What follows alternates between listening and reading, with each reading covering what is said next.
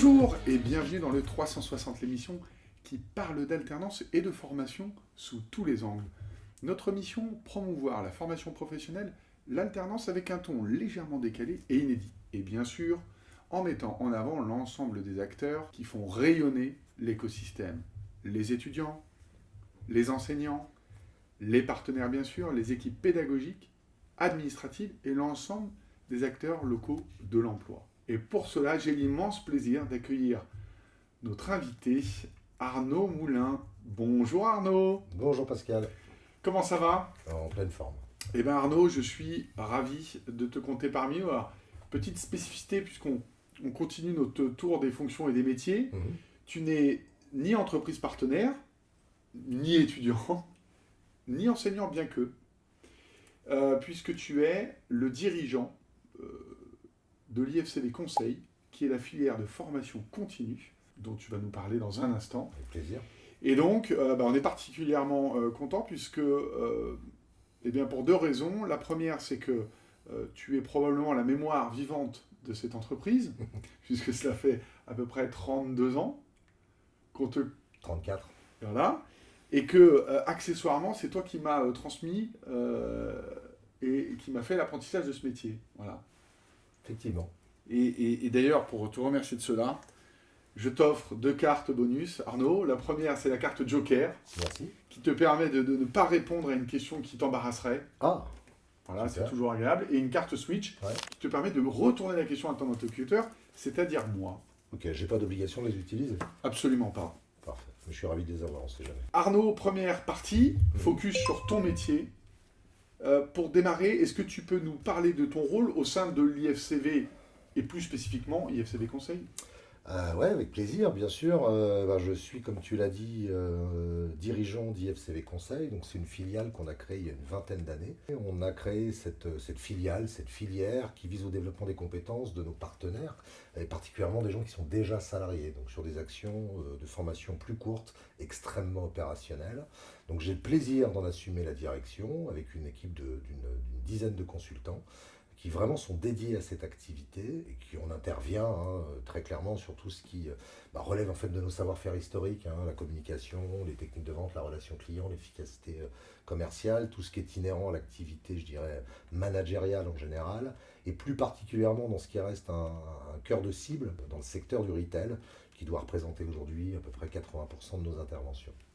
Ok, très clair Arnaud. Alors, finalement, ça concerne quel type de public? Alors en fait, on essaye d'impliquer au maximum la colonne vertébrale managériale de nos partenaires. Ok. Dans le secteur du retail, généralement, on travaille avec les directions commerciales ou les directions de réseau. On descend ensuite sur tout ce qui est responsable de secteur, directeur de région, bien évidemment les directeurs de points de vente, qui sont des pivots entre la région, la politique commerciale de l'entreprise et ce qui va devoir se passer en magasin. Et puis bien évidemment leurs adjoints, managers des ventes, jusqu'aux équipes. Ça permet d'avoir un alignement parfait sur les messages et de favoriser la mise en œuvre et l'accompagnement des messages que nous passons pendant nos formations.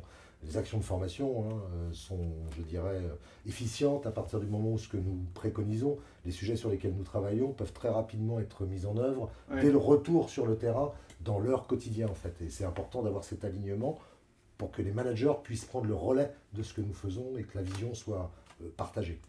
Alors très intéressant justement, comment on peut s'assurer que finalement la formation continue devienne un vrai levier de performance au sein de l'entreprise plutôt qu'une case à cocher, un plan à dérouler? Alors, c'est une question qui est pertinente. On ne fait pas de la formation pour faire de la formation. On part toujours d'un besoin, d'une problématique. Il faut qu'il y ait une vision stratégique par rapport à ça et des objectifs pédagogiques qui soient clairement définis en amont. Au-delà même des objectifs pédagogiques, il faut vraiment qu'on parte.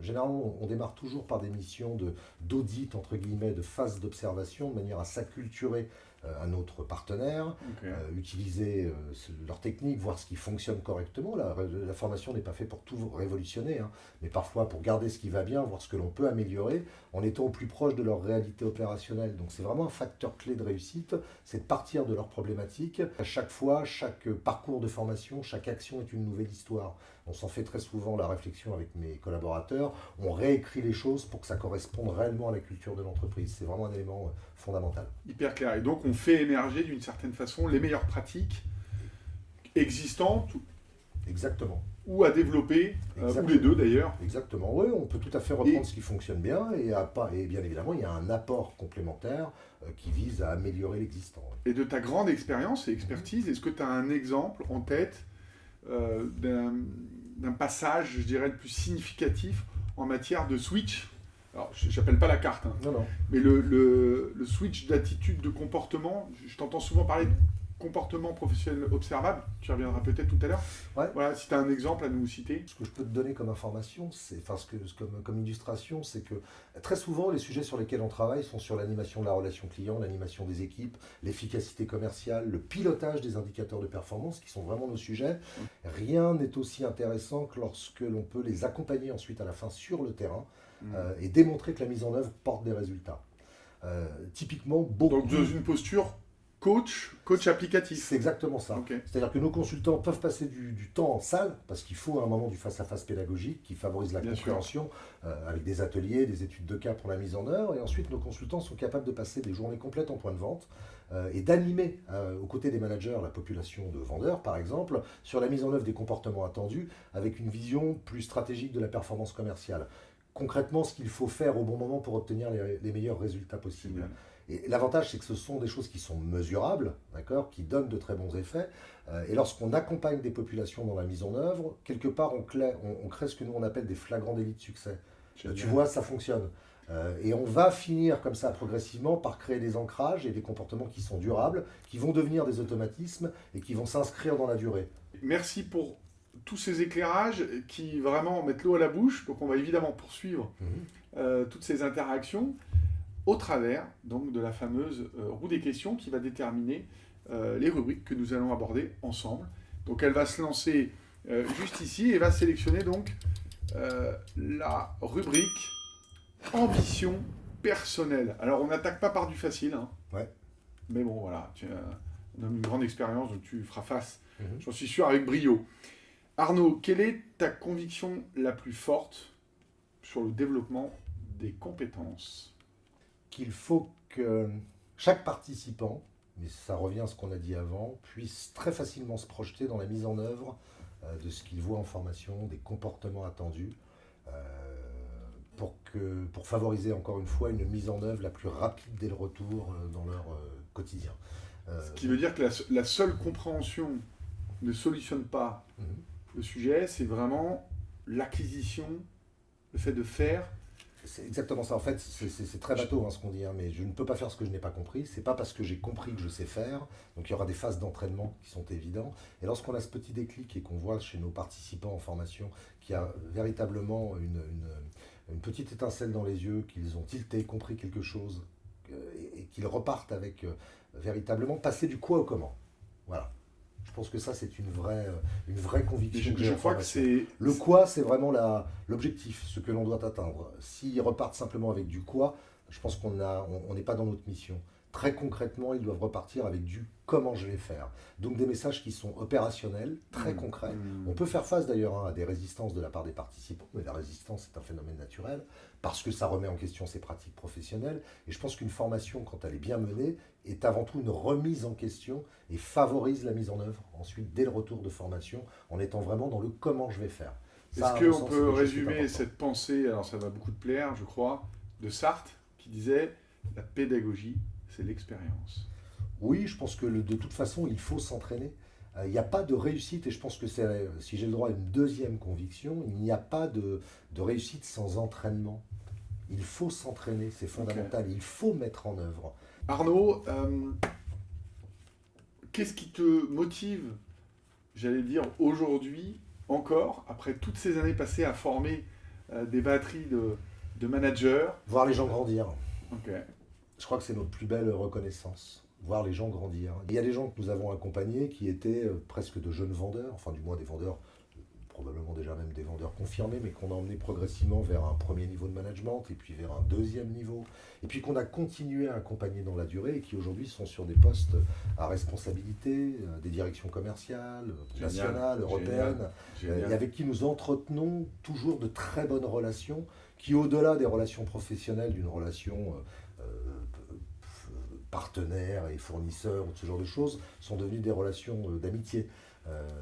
Et ce sont des gens qu'on a vraiment vu évoluer. Et j'ai la chance de pouvoir monter pas simplement des actions de formation courte, mais de participer, d'avoir pu construire de nombreux parcours de développement managérial. Alors justement, quel a été le plus grand défi, la plus grande ambition qui t'a été fixée, tu t'es fixé toi-même? Je ne sais pas si c'est une ambition, je pense que c'est encore une fois une conviction. C'est difficile, il faut à la fois préserver, rester sur des bases qui soient très solides, mais se réinventer régulièrement. Remettre en permanence son contenu, je dirais, à l'ouvrage, continuer à travailler. Il y a une chose que j'ai compris, c'est qu'il ne faut pas avoir de certitude dans ce métier. Le monde du commerce évolue, ça reste notre secteur d'activité prioritaire, l'omnicanalité, l'arrivée de solutions digitales en point de vente nous a obligés à être en permanence en réflexion, pas résister au changement mais s'adapter. Il est important de préciser que tu n'es pas dans le prêt-à-penser, tu es vraiment, une expression que j'aime beaucoup entendre de toi, tu es sur du cousu humain, du personnalisé. Ouais, Est-ce que c'est la clé de la réussite pour toi? je pense que c'est la clé de la réussite. Je pense que ça plaît à nos partenaires. Je pense que ces phases d'acculturation sont fondamentales. Et très égoïstement, je peux le dire aussi, intellectuellement, c'est beaucoup plus intéressant pour nous. On passe donc à la prochaine rubrique avec la roue des questions qui va s'animer. Et c'est donc le vrai ou faux. Alors là, ça va mettre un petit coup de peps, Arnaud, hein, je te le cache pas. Tu me dis quand tu es prêt, le chrono va partir. 1 minute de questions, c'est parti. Former ses équipes, c'est un coût avant tout. Ah non, faux. Investissement. Les compétences techniques sont plus importantes que les soft skills. Ça dépend du contexte, mais je dirais non. Ok, les collaborateurs sont toujours motivés à se former. S'ils sont invités en formation et qu'ils viennent volontairement, oui, mais non, je dirais que très souvent, malheureusement, ils sont convoqués en formation. La formation en entreprise est souvent trop théorique. C'est vrai. Il faut attendre d'avoir un problème pour former ses équipes. Non, surtout pas. La formation est un levier de fidélisation des talents. Clairement. Toutes les entreprises ont les mêmes besoins en formation. Non, pas du tout. Le digital peut remplacer totalement le formateur. Ah, jamais. Former ses managers est une priorité aujourd'hui. Ça dépend des contextes, mais oui, c'est important. Une bonne formation suffit à transformer une organisation. Pas seulement, mais c'est un élément essentiel du Une dispositif. formation courte ne peut pas avoir de réel impact. Faux. Et les entreprises savent toujours exactement quelles compétences leurs collaborateurs doivent développer. Non. On a vu que c'était pas simple de répondre de façon tranchée. Mmh. Alors, juste, j'en profite du coup pour servir, je dirais, la philosophie de l'IFCV qui tient compte à la fois des valeurs, de la proximité, de la convivialité et de l'exigence qu'on s'installe d'abord, enfin qu'on se donne à nous-mêmes, que ce soit IFCV Conseil ou les filières métiers IFCV en alternance, c'est du 100% présentiel. Alors 100% présentiel, pas toujours.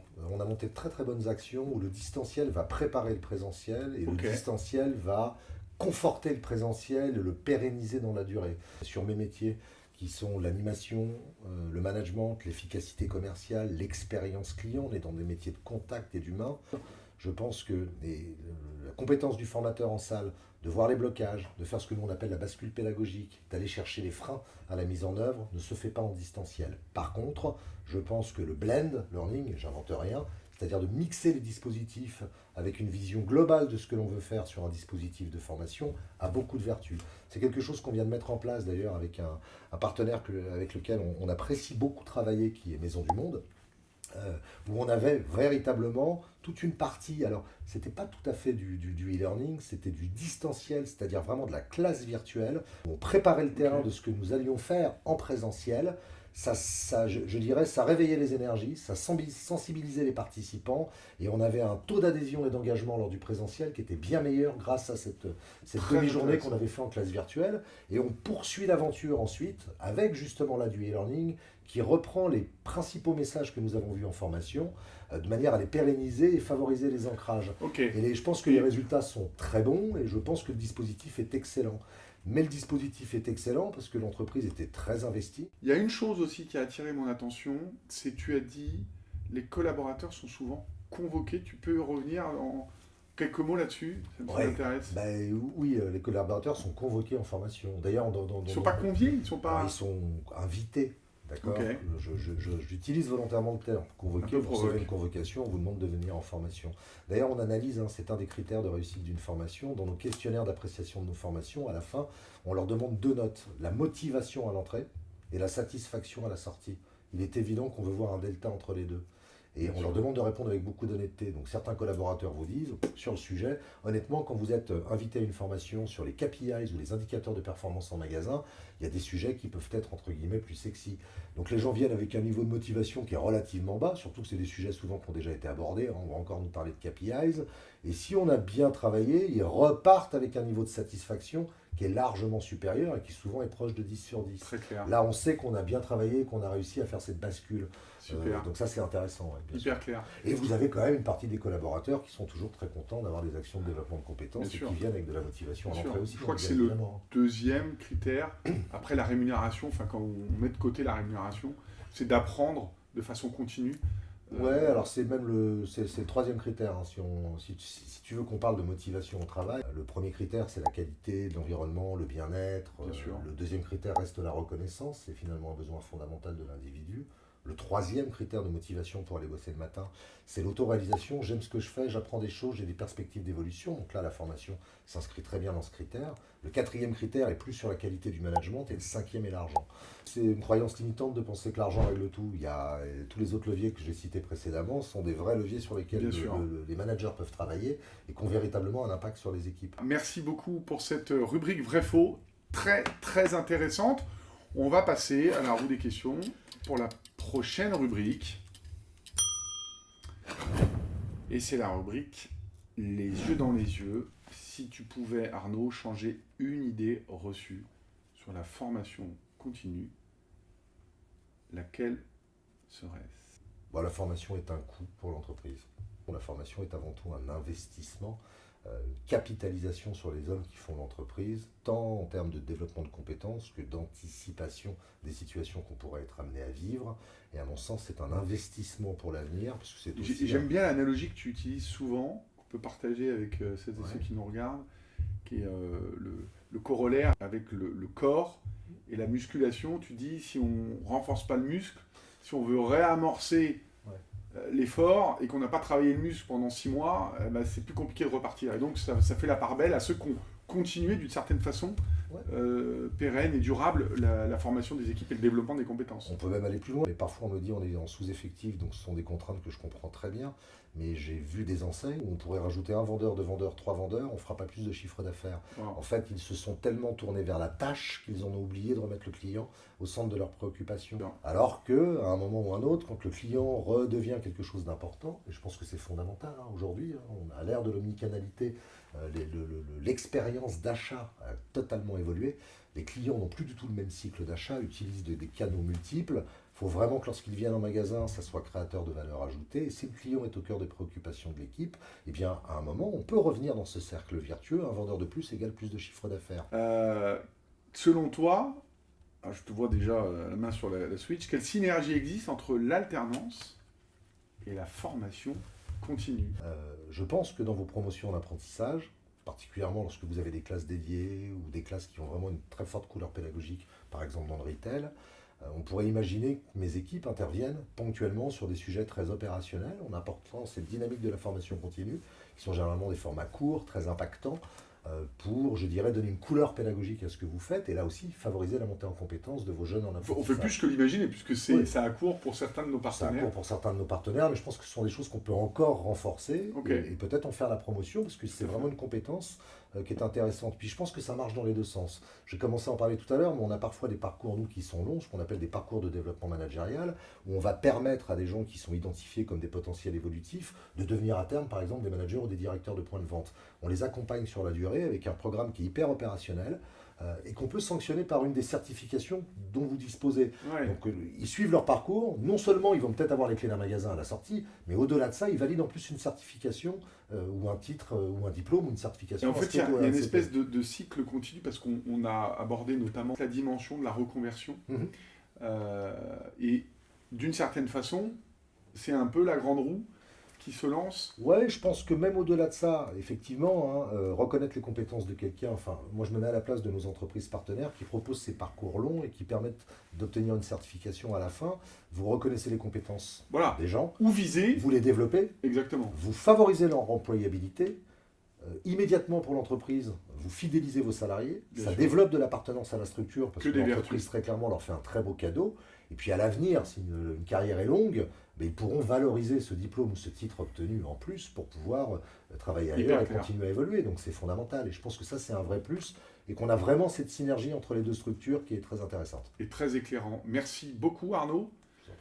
Tu t'en sors comme un chef, si j'ose dire. Et donc nous allons poursuivre avec la prochaine rubrique de la roue des questions. Le jeu va-t-il se corser? Un chiffre, une réalité. Alors je suis pas très sympa, mais j'ai une question piège. Combien d'heures de formation assure l'IFCV Conseil chaque année? As-tu fait le point? Je peux te dire qu'on fait des centaines de journées de formation, voire même probablement des milliers chaque année. On a quand même une belle équipe aujourd'hui avec de bons De partenariats. combien de personnes est composée ton équipe? Au total, j'ai une bonne dizaine de personnes qui sont occupées, je dirais pas à plein temps. On a des moments forts et des moments des temps un petit peu plus calmes, mais qui sont quand même dans une activité qui est très soutenue actuellement. Maintenant, te donner le nombre d'heures de formation exact, eh ben, écoute, je ne pensais pas utiliser ces cartes-là, mais je vais donc prendre le joker. je te donne le joker. La réponse n'étant pas... Et la réponse suffisante. sera beaucoup. Et Ok. encore plus demain, j'espère. Ok. Et alors, je tiens quand même à le dire, ce qui est intéressant, c'est dans un marché de la formation continue qui est quand même bien disputé, je peux témoigner de voir ta croissance de partenariat et justement d'heures et de jours de formation qui n'a de cesse d'augmenter depuis 3 ans. Donc bah, bravo pour ça. Ouais, c'est gentil. Je pense que c'est le fruit d'un travail et puis c'est surtout le travail d'une super équipe. Tu sais, c'est les cordonniers les plus mal chaussés. Tu me demandes des KPIs à la question d'avant, je ne suis pas capable de te les donner alors que c'est un sujet central actuellement dans notre activité. Mais je recrute beaucoup de gens ou je travaille avec beaucoup de gens qui finalement ont atteint un bon niveau de maturité, ont besoin d'être accompagnés, eux aussi doivent monter en compétences et on s'en occupe bien. Ce sont des gens passionnés, impliqués, qui sont tout à fait assertifs, qui quand ils rencontrent des difficultés sont capables de les partager, ce qui permet d'anticiper les problèmes, et avec qui on a vraiment beaucoup de plaisir à travailler. Donc quand on travaille dans une bonne ambiance avec une équipe compétente et impliquée, bah, automatiquement Ouais. je pense qu'une entreprise se développe. Tu es bon parce que même sur une question qui semblait difficile, tu t'en sors remarquablement. Une question qui va te parler, combien de temps il faut pour une entreprise que la formation devienne visible dans ses résultats? Je pense qu'on peut avoir des résultats qui sont assez rapides. Maintenant, on ne change pas les compétences des gens en claquant des doigts. Donc, je vais te faire une réponse un peu évasive, mais ça dépendra de la qualité du management derrière, sur Ok. l'implication et sur la mise en œuvre de ce qui est attendu et sur l'accompagnement et les suivis qu'on va en faire. J'ai fait des actions de formation qui sont des coups d'épée dans l'eau, parce que derrière, il n'y a pas de suivi, il n'y a pas d'accompagnement. Et ça, c'est terrible. Et la notion Si. de partenariat fait sens hein, là. Ouais, non seulement ça fait sens, mais je vais même aller un tout petit peu plus loin. Très peu de managers prennent le temps, au retour de la formation, de débriefer avec l'équipe ou avec le participant sur ce qu'il a vu en formation et ce qu'il compte mettre en œuvre. Il y a des choses qui sont très simples. Un manager qui dit comment s'est passée ta formation, qu'est-ce que tu y as vu, est-ce qu'il y a 2, 3 choses sur lesquelles je peux t'accompagner, qu'est-ce que tu souhaites mettre en œuvre le plus rapidement possible, ce serait absolument fabuleux. Malheureusement, très souvent, il n'y a pas de préparation avant, il n'y a pas de suivi après. Donc on connaît tous ces grands principes en formation, je n'ai plus les stats exactes, mais les gens retiendront 14, 15, peut-être 20% de ce qu'ils ont vu en formation. Et généralement, on a tendance à mettre en œuvre en priorité ce que l'on a compris et ce qu'on a aimé, pas forcément ce qui était le plus important. Donc je pense que pour que tu aies vraiment une... C'est très difficile de répondre à ta question, mais qu'on ait un délai de montée en compétence qui soit rapide, il faut qu'il y ait un suivi derrière et ce n'est pas toujours le cas. Hyper clair. Merci beaucoup Arnaud. C'est sans langue de bois, sans détour, ça tombe bien. C'est l'une des promesses de l'émission. On passe donc à la prochaine rubrique. Et ce sera la rubrique 35 ans de fait. Et alors, Arnaud, quel était le premier nom de la filière conseil de l'IFCV? Force Consulting ou Process Consultant? Process consultant. Bravo. Il y a une raison à ça. On C'est que t'écoute. l'IFCV étant relativement connu sur le monde de l'alternance, quand on a développé, maintenant il y a très longtemps, cette offre en formation continue, certains de nos partenaires pouvaient légitimement imaginer, sans aucun aspect péjoratif, qu'on allait asseoir des populations de managers à côté d'une classe de bac pro. Donc on a voulu un petit peu se différencier. Et puis après, on est revenu dans cette logique de dire non, en fait, voilà, on est un groupe pluridisciplinaire. On a effectivement des filières en apprentissage, commerce, finance, sécurité, etc. et un département formation continue qui fonctionne en totale autonomie, parce que finalement, on parlait de lien entre les deux et des Et des synergies. convergences, tout à Ce ne fait. sont pas ce ne sont pas les mêmes consultants, ce ne sont pas les mêmes équipes, ce sont des choses qui sont totalement indépendantes. Et donc, on assume pleinement notre appartenance au groupe IFCV. Et IFCV Conseil est une des filières du groupe IFCV en général, qui s'est 35 ans bien développé pendant ces 35 années. Tu t'es vraiment impliqué dans cette interview, alors maintenant, Ça c'est plaisir. ton moment. C'est le coup de projecteur. Et là, je dirais, tu as 5 minutes pour nous parler de ton activité. Et alors justement, pourquoi on sollicite, en tant qu'expert, consultant, entité de formation conseil continu, on vient frapper à ta porte pour quelle problématique? Ah, beaucoup de choses. Le monde du commerce évolue, on en a un tout petit peu parlé avant. L'expérience attendue par les clients doit réellement être créatrice de valeur. Aujourd'hui, on est à l'ère de l'omnicanalité. Les gens vont démarrer une vente ou vont prendre de l'information sur un téléphone mobile, sur leur tablette ou leur ordi, commencer à repérer des produits, coller ça dans leur panier, passer voir en magasin, arrivent déjà avec un niveau d'information qui est important. Donc moi qui travaille beaucoup et j'aime beaucoup le secteur du retail parce que ce sont des petites unités avec de vrais leviers de développement où les choses s'accélèrent et vont vite, je pense qu'on a une vraie C'est passion concret. pour le secteur du retail et de la distribution spécialisée. Eh bien, il faut vraiment que les équipes remettent le client au cœur de leurs préoccupations et qu'on travaille autour d'une expérience qui soit créatrice de valeur. Donc ça, c'est vraiment fondamentalement important. On vient nous voir aussi beaucoup parce que le retail, je veux dire, il n'y a qu'à regarder l'actualité, et la distribution est un secteur qui est un peu en souffrance actuellement. On voit malheureusement beaucoup d'enseignes fermées, beaucoup d'enseignes qui ont du mal à se transformer. On sait aujourd'hui qu'on a une baisse de fréquentation dans les points de vente depuis quelques années. Il y a eu cette année après Covid qui était super, mais là on est revenu sur des choses où j'entends dire, on parle de 15 à 25% de trafic en moins dans les magasins. Ouais. Donc aujourd'hui le sujet de la performance commerciale et de l'efficacité commerciale est un sujet Ça n'a central. jamais été autant C'est voilà, nécessaire. donc les KPI sont souvent mal compris par les équipes, sont souvent pas bien animés par les managers. Alors qu'on peut finalement travailler sur ce que nous on appelle, c'est notre concept, un petit peu l'équation commerciale du magasin, renforcer la compréhension de la manière dont se fabrique notre chiffre d'affaires, comprendre quand on réussit et qu'on dépasse nos objectifs, ce qui nous a fait réussir permet de le pérenniser, et comprendre quand on n'y est pas, les leviers sur lesquels on va pouvoir travailler, c'est finalement de mettre son énergie au bon endroit au bon moment pour pouvoir obtenir de meilleurs résultats avec une véritable capacité d'analyse de la structuration de son chiffre. Et les indicateurs commerciaux, les KPIs, nous donnent des indications, comme leur nom l'indique. Si on sait les interpréter, ce sont des leviers de performance qui sont très forts et qui peuvent permettre d'améliorer les résultats. Et puis la deuxième chose, à mon sens, qui est très important, c'est d'arrêter d'arrêter de déconnecter tout ce qui est technique de vente et relations clients de la performance commerciale, mais bien de passer les techs de vente et la relation client à travers le prisme de la performance et de comprendre que finalement l'ensemble des comportements professionnels observables, des choses très factuelles que nous mettons en œuvre dans notre quotidien, impactent notre performance et ça se mesure toujours dans l'intérêt du client, toujours en conservant une certaine forme d'excellence comportementale et relationnelle pour créer une expérience qui soit créatrice de valeur. Quand on arrive à faire passer ça, à descendre ça dans ses équipes, on a des vraies transformations, on a des vrais leviers de développement et on a des enseignes qui se portent mieux et qui retrouvent des couleurs.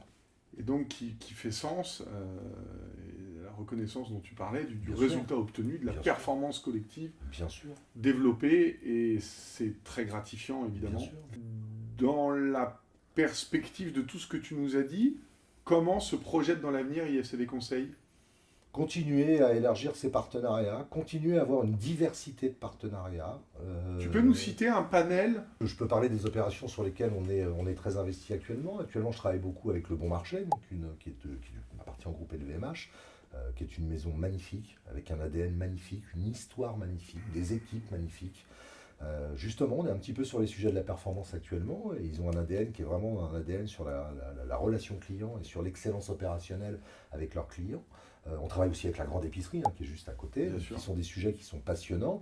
Et puis, donc ça, je dirais, il y a une culture, un ADN particulier. Et puis le lendemain, je peux être dans d'autres secteurs d'activité, je ne sais pas, Dans les resorts, travailler dans le- avec, oui, travailler par exemple avec Disney, où j'ai beaucoup d'équipes qui ont beaucoup travaillé avec Disney ces derniers temps. Il y avait de gros enjeux. On est en pleine période d'ouverture d'un nouvel espace Exact. chez Disney qui s'appelle Frozen, la Reine des Neiges, où là on est dans un monde qui est totalement différent, avec quelque chose qui finalement ne se compare à rien d'autre, parce que c'est quelque chose d'assez exceptionnel, Ouais, ce le qu'on voit modèle, chez Disney. Et puis le lendemain, on est dans un autre secteur qui moi me passionne beaucoup, qui est la jardinerie, animalerie, et on fait des actions de formation pour des entreprises comme Jardiland. Voilà, donc c'est vraiment divers, varié, et c'est ce qui fait la richesse de Et notre alors, métier. qu'est-ce qui lie tous ces dispositifs? C'est l'expérientiel, c'est la relation client. Je pense que la passion du client et que remettre le client au cœur de nos préoccupations, c'est fondamental.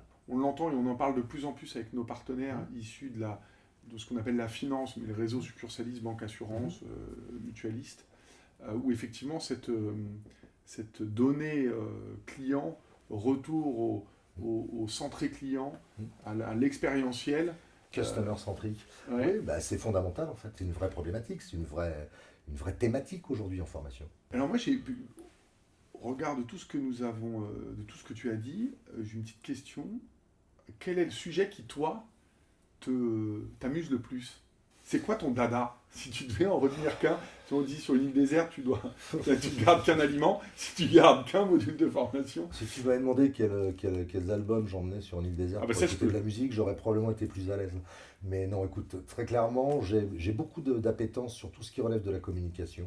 Ok. Parce que c'est un sujet transverse. Manager, c'est communiquer, vendre, c'est communiquer. Et communiquer, c'est influencer, avec intégrité, bien sûr. Donc je pense que la communication reste quelque chose d'important. Je te dirais que tout ce qui relève aussi, bien évidemment, de l'animation et du management sont des sujets qui me plaisent. Et tout ce qui Mais- touche un petit peu au développement personnel, c'est-à-dire Ok. je pense qu'un bon manager est quelqu'un qui fait un peu d'introspection et quelqu'un qui est capable de comprendre ses zones de confort et ses zones d'effort. Et je pense qu'on ne peut pas devenir, c'est une conviction personnelle, un bon Je manager partage. si on n'a pas ce travail que l'on doit faire sur Tout à soi-même. fait. Et quand on accompagne les gens dans cette réflexion, donc là on est sur des modules qui sont peut-être un peu moins opérationnels que piloter un indice de vente ou un panier moyen, soyons clairs. Mais quand on commence à attaquer ce travail sur soi, Mais porte- c'est considérant passionnant. que ses propres limites Oui. se projettent sur le reste de l'équipe, C'est probable pour aussi. partie. Bien sûr, bien sûr. Et Donc ça, d'ailleurs, on parle de plus en plus d'émotionnel, Mmh. d'intelligence émotionnelle, qui est intégrée aussi dans un certain nombre de tes parcours et de tes Bien modules sûr. de formation. Bien sûr. Passionnant. Alors, bah, du coup, tout le monde est suspendu à l'album que tu prendrais sur l'île déserte. Donc, Tu veux vraiment avoir Ah, la bah, bien réponse à sûr. cette question? Je pense que je partirai avec un album de Pink Floyd ou de Genesis ou de Led Zeppelin. Ok. Tu vois, j'en ai déjà cité trois. Ok, merci Arnaud. C'était vraiment passionnant. Tu incarnes, j'allais dire, les dispositifs que tu couvres, redécouvres avec tes partenaires, puisqu'on comprend bien la dynamique, à chaque fois qui est influencée par les contextes Bien sûr. du marché, des attendus, des enjeux qui ne cessent d'évoluer. Bien sûr. Tu parlais beaucoup, je t'ai entendu dire à plusieurs reprises, il y a des changements de paradigme. Mhm. On voit bien que la période, elle est challengeante. Et je voulais, j'allais dire, le saluer, c'est que les partenaires sont souvent fidèles et t'accompagnent dans la durée. Et c'est une de tes signatures. C'est la base même d'un partenariat. En fait, une bonne relation avec nos partenaires nous permet, entre guillemets, de nous challenger un petit peu et de sortir de cette relation client-fournisseur. Ouais. Moi, il m'arrive très régulièrement dans certaines réunions d'évoluer sur certaines choses avec une meilleure compréhension et puis ça marche dans les deux sens. Donc c'est un travail de partenariat et c'est encore une fois, ça se fait à deux. Donc oui, Super. dans un métier qui est passionnant et qu'on a plaisir à faire au quotidien. Arnaud, je me suis régalé, j'espère que toi aussi. Merci, oui, c'était un moment très agréable. Très agréable. Et alors on va finir quand même parce que toi qui es là depuis le début, j'aimerais qu'on termine cette émission avec une anecdote, voilà, sur toute cette carrière, cette expérience au sein de l'IFCV qui t'a fait le plus sourire ou qui t'a le plus touché ou qui te touche le plus aujourd'hui. Sur la grosse trentaine d'années passées à l'IFCV, la seule chose que je peux dire, c'est que ces 30 années de développement mutuel et réciproque, j'ai vu cette entreprise grandir. J'espère y avoir contribué à mon niveau. Mais ce que je peux dire, c'est qu'elle m'a fait grandir aussi, terriblement. J'ai eu de très belles rencontres, aussi bien en interne qu'en externe. J'ai des pairs dans mon métier qui m'ont beaucoup marqué. Donc j'ai pas vraiment d'anecdote comme ça croustillante ou un truc très drôle à te dire, je suis désolé. Mais Non, mais simplement alors tu peux me donner ta carte Switch? si tu Comme veux, ça, je tiens, vais non pas allez, répondre pour moi dans Voilà, l'organisation, mais pour toi. je switch. Ça me va. Ce qui, en tout cas, me touche, ce qui m'a le plus touché dans la rencontre avec toi, c'est ta transmission de la passion. D'ailleurs, je pense que ça s'est vu, ressenti. Tu es profondément passionné. D'ailleurs, tu as eu les yeux qui brillaient quand tu parlais de Jardiland, parce que tu adores prendre soin de tes plantes.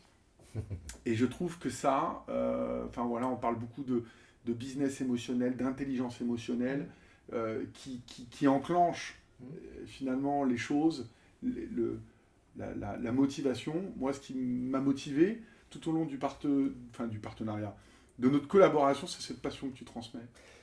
C'est gentil, mais je conclurai probablement en disant que la richesse naît de l'échange. Travailler avec des partenaires investis, là, tu parles de Jardiland. Bah, écoute, oui, effectivement, j'ai une passion pour les jardins, la jardinerie en général. Donc ça me permet même d'échanger des bonnes pratiques avec mes participants en formation sur des sujets qui m'intéressent. Mais j'ai adoré travailler pour des entreprises comme CoSport, j'adore travailler pour des entreprises comme Le Bon Marché, j'aime bien manger, j'adore travailler avec la grande épicerie. Enfin, je pense que tous les sujets sont intéressants quand on s'y intéresse. La vie est quelque chose de passionnant et ces rencontres sont très riches. Donc si j'ai pu leur apporter des choses, tant mieux, mais ils m'apportent beaucoup au quotidien et je pense que c'est réellement une nourriture de l'esprit, de l'âme et qui fait qu'on peut s'inscrire dans la durée dans ce métier sans jamais avoir l'impression d'être dans l'effort. Moi, j'ai un plaisir incroyable à Ça se travailler. ressent. Arnaud, merci pour ce moment. C'était vraiment très agréable. Et j'espère que vous aussi, vous aurez suivi ça avec beaucoup d'attention et de plaisir.